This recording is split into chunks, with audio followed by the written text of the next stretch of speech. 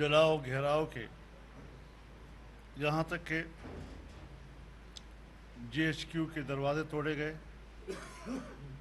Corps commander کے گھر میں گھس کر انہوں نے توڑ پھوڑ کی اور تمام ملک میں انہوں نے روڈوں پر گاڑیاں جلائی۔ ایدھی جیسے ادارے کے ایمبولینسز کو جلایا گیا۔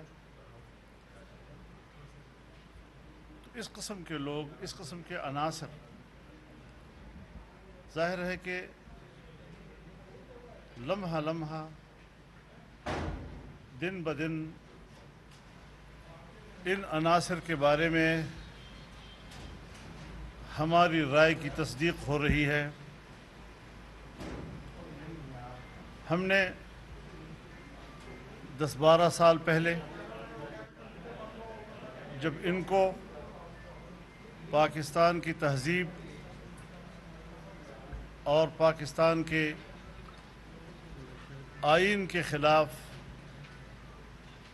ایک ڈرون قرار دیا تھا، پاکستانی سیاست کا غیر ضروری عنصر قرار دیا تھا، آپ نے دیکھا کہ 3.5 سال انہوں نے ملک میں جیسے حکومت کی، 3.5 سال میں وہ اپنی ایک کارکردگی نہیں بیان کر سکتے کہ انہوں نے ملک کی تعمیر کے لیے کوئی کردار ادا کیا۔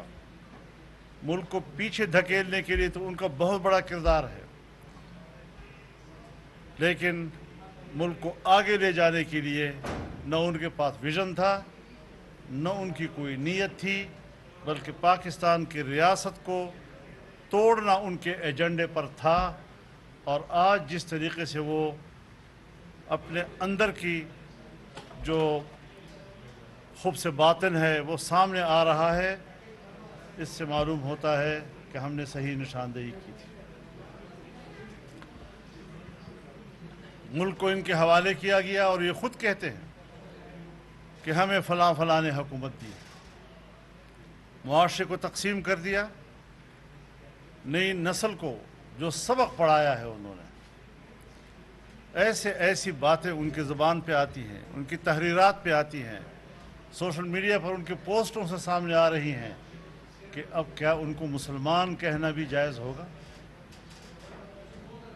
ایسا طبقہ تشکیل دے دینا کہ کوئی تو آپ کو پیغمبر قرار دے رہا ہے، کوئی مقام نبوت پر آپ کو پہنچانا چاہتا ہے، اور کچھ ایسی اخلاق سے گری ہوئی باتیں کہ جو میری شرافت مجھے اجازت نہیں دیتی کہ میں اس طرح پبلک پلیس میں ایسی بات کہہ سکوں۔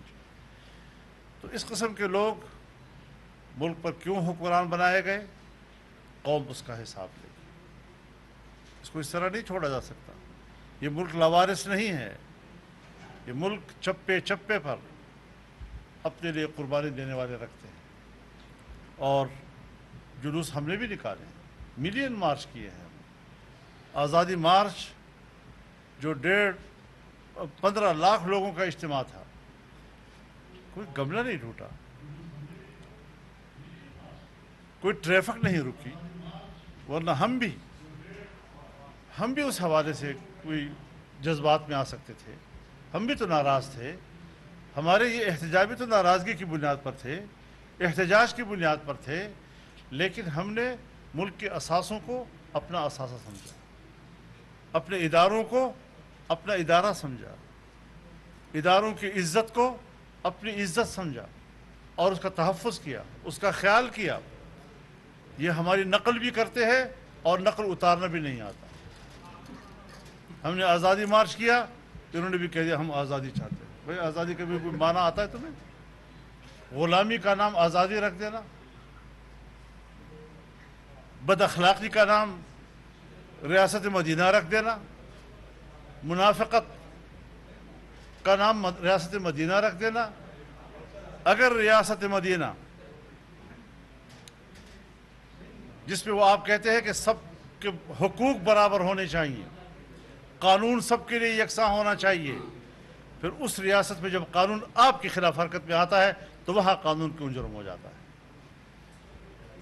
फिर कबूल करो, फिर फसाद क्यों मचाते हो, घेराव जलाव क्यों करते हो,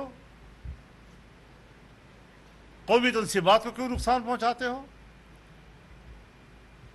कौमी इदारों के दरवाजे तोड़कर वहां दाखिल होना, ये तो इस हद तक जाना।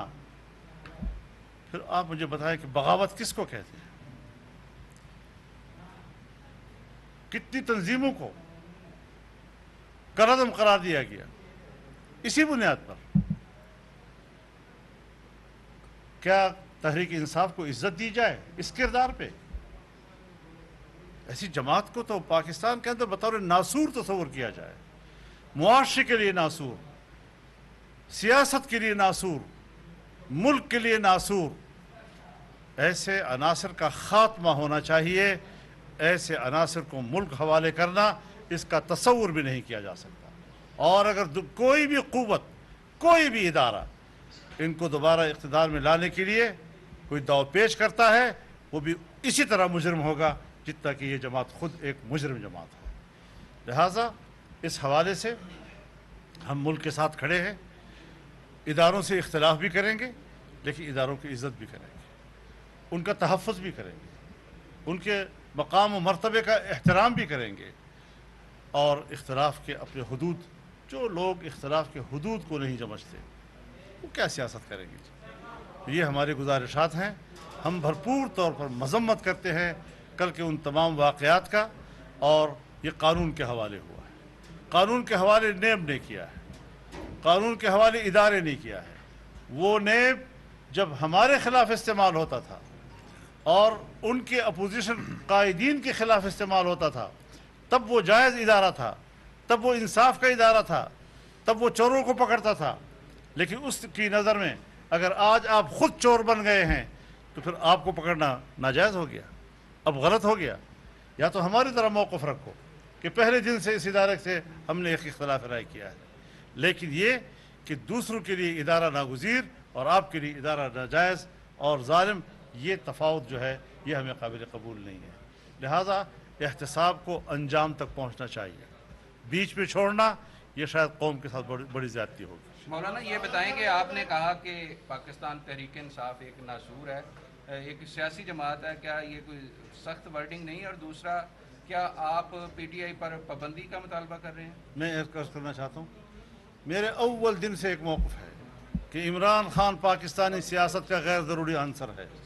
इसको इंजेक्ट किया गया है, बैरूनी क़ुव्वतों ने इंजेक्ट किया है, बैरूनी लॉबियों ने इसको इंजेक्ट किया है। ये सिरे से पाकिस्तानी सियासत को जानता ही नहीं है। ये बैनुल-अक़वामी एजेंडे की तकमील के लिए पाकिस्तान की सियासत में इंजेक्ट किया गया है, इसको निकालना है।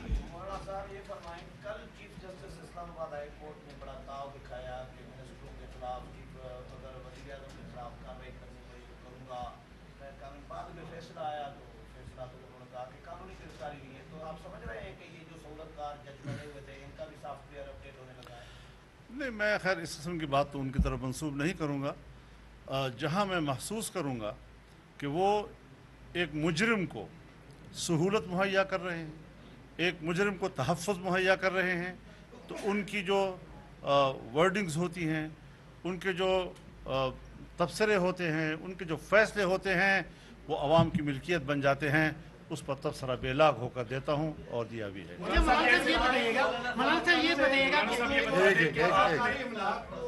जिस तरह लोग नुकसान पहुंचा रहे थे, लेकिन ये देखा कि लोगों को हुकूमत ने बिल्कुल छोड़ दिया है उनके रहमो करम पर कि वो जो चाहे वो करे। सड़कें बंद थी, लोग घरों को रात को बमुश्किल पहुंचे हैं। कराची में, इस्लामाबाद में, लाहौर में जो मनाजिर थे, कहीं हुकूमत नहीं दिखाई दे रही थी। तो क्या इसके हवाले से कोई पॉलिसी बनाई जा रही है कि इसको रोकेंगे? जी, आज जो मुझे बताया गया है कि आज की काबीना के इजलास में इस मौजू इसी एजेंडे पे बात हो रही है कि हुकूमत थी कहाँ और आगे हुकूमत क्या करेगी। ये सारी चीज़ें आज तय हो जानी चाहिए। सर, जिस तरह आपने कहा, आपने तीन बार ये अल्फाज इस्तेमाल किए कि ये नासूर है, ये नासूर है, ये नासूर है, तो नासूर पर आपका क्या मुराद है कि इसको कलादम करा दिया जाए? इस पार्टी को पाकिस्तान इसको होना ही नहीं चाहिए, पाकिस्तान में होना ही नहीं चाहिए था।